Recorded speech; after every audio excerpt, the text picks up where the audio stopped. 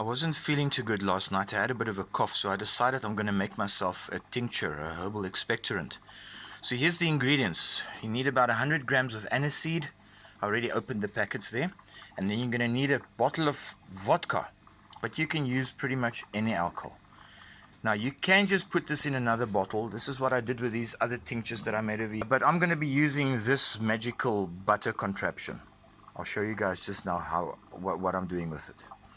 Okay, so I'm just going to empty this into the container.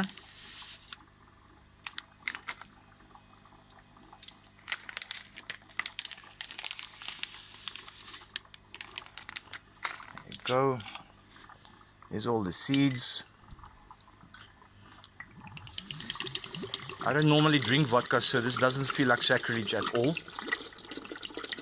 But if you are a inveterate vodka drinker, you might want to have a bit of a prayer session before you do this part. And then with a magical butter machine, all you now need to do is pretty much fire it up. Okay, and we have liftoff. In another 4 hours time, the tincture will be ready.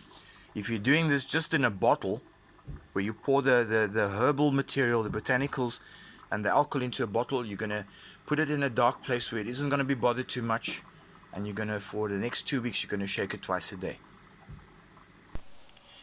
Hi everyone, before you go, I want you to remember the most wonderful thing that's happened to you today that you've completely forgotten about.